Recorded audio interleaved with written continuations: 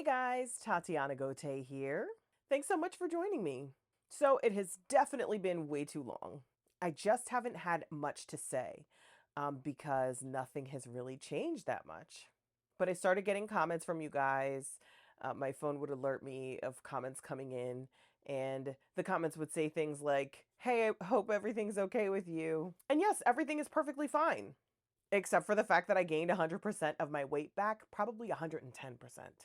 Not only have I gained the weight back, I am now beyond my starting point. Also, I should just let you know that the sun is doing crazy things. It's daylight savings and the sun is going down right now. So I'm sure I'm going to be yellow in some of these and then dark in others. And that's the explanation. The sun's going down. It's like 5 o'clock. Anyway, yeah, really just not a whole lot to say at this point.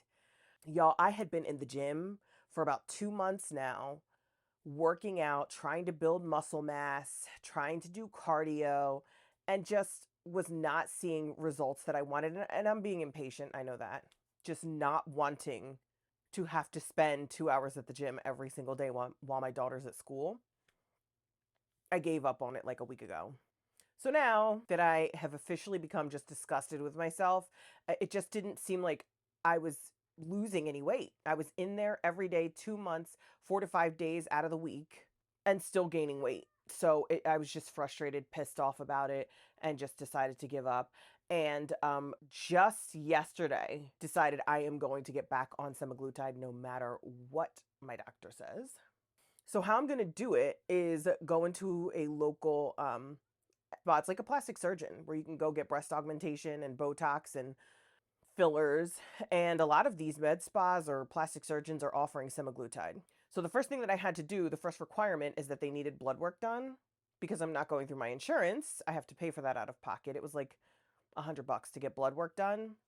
And then I meet with them next week for them to assess the blood work, go over my medical history with me, and possibly give me my first injection that day. Something that was explained to me by this hospital that I really think is worth sharing with you guys.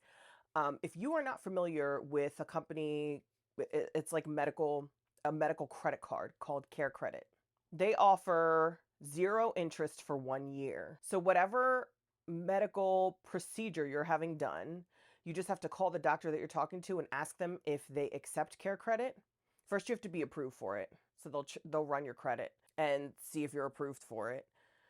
And then you have to call whichever physician you're trying to go to and ask, do you accept Care Credit? If they do, and if you want to start taking the semaglutide, most places offer it week by week. So you pay a certain amount to go in and get weekly injections because that is how semaglutide works. It's a weekly injection. So when I was making my appointment, the lady suggested that I get on Care Credit and buy a bunch of weeks up front. That way I think it's like a $300 threshold with Care Credit where the purchase has to be $300 in order for them to do the 0 interest thing. And she suggested that I get the Care Credit by a bunch of weeks up front so that I have the 0 interest to pay it off within 1 year. So I did that and I was approved for Care Credit. And now I don't have to pay it all up front. I can crack away at it as the year goes by. Something definitely worth, looking into for those of you who want to get on semaglutide. Anyway, yeah, I traveled to LA with my boss. She was winning this awesome award. And I realized in my travels, it was the first time that I'd flown in a while, for work anyway. I was just in Florida in July, but for work, I haven't flown in a long time. There was a time in my life where I was flying constantly, for those of you who don't know, and spent many years being a celebrity makeup artist. So I was traveling back and forth coast to coast for quite a while there. So it was my first time having to travel with my makeup in a long time and doing like a work thing. And I got to the airport and realized like this is why it is so hard to be in my field of work because I'm traveling. Even when I'm not flying, which is very rare these days, I'm constantly traveling like long car rides to and from my destination. And in a long car ride, it's like, what do you eat? You're going to eat fast food unless you pack your food. I already have so much crap that I have to carry with me, like lighting and all of my makeup. And it's just like, I'm just reminded, like, I am someone who will probably always go back to semaglutide. If you don't know about my semaglutide journey, I lost like over 70 pounds on semaglutide and then gained it all back once I got off of the medication. I encourage you to go look at the process that I went through, why it is that I was diagnosed. There's going to be a playlist in this video where you can go look at just everything from top to bottom, why it is that I stopped taking the semaglutide and all of those things. If you're interested in starting semaglutide and your insurance is covering it and you're going through your doctor, you could just look at what my journey looked like. But another thing that my followers are aware of is that I was pregnant in April of this year. It was pretty devastating when that pregnancy ended. Since May, when I had to get a chemical abortion because the pregnancy was not viable, we have been trying and nothing. And I believe that it's nothing because I am not even having consistent periods.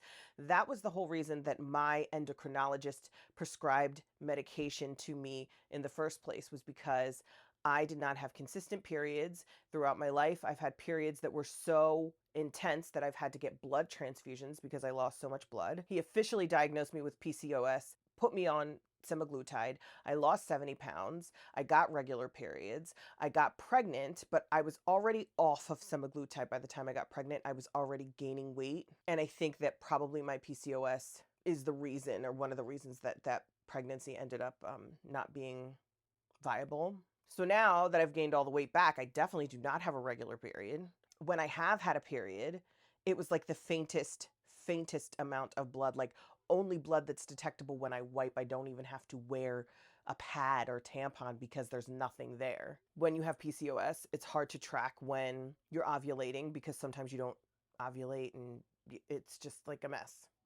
So I think the best course of action would be to get back on birth control, try to lose the weight.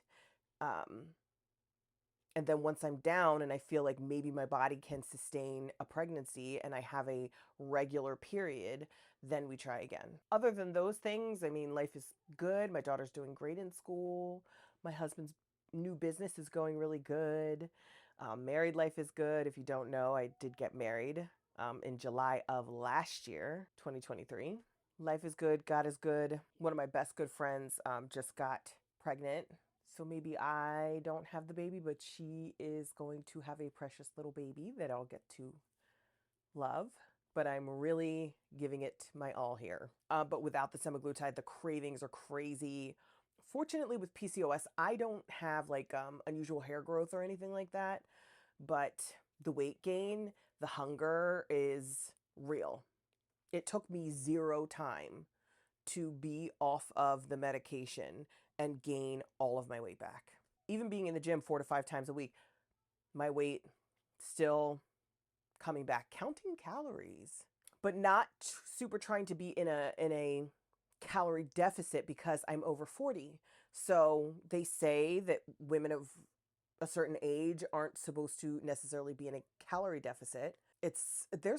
Tell me, if you're over 40, like how you went about losing weight and maintaining some semblance of a regular healthy lifestyle, because all of the information that I read is like so confusing. Like, don't be in a calorie deficit, but you can only be in a calorie deficit if you're trying to lose weight. Gain muscle mass. Don't worry about the scale because you're going to be gaining weight. And my husband kept saying, and my husband's like big in the gym, like he's a fit kind of guy. And he's like, babe, you're going consistently. You're going to see results. I know that, the scale is reading one thing. Stop reading the scale because you're gaining muscle mass and all of that. But I'm like, it's just too much freaking work for me. And I'm exhausted by the time my kid gets out of school. And then I have a whole day because she only does half days. She's half day kindergarten.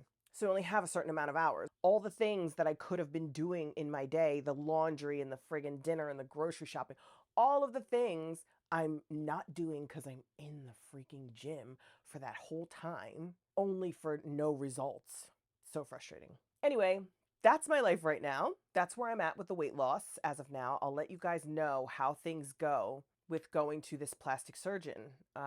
They should have my blood work by now, and I'll find out on Wednesday, if they will even give it to me. Yeah, thanks so much for watching, and I'll see you right back here really soon. Bye.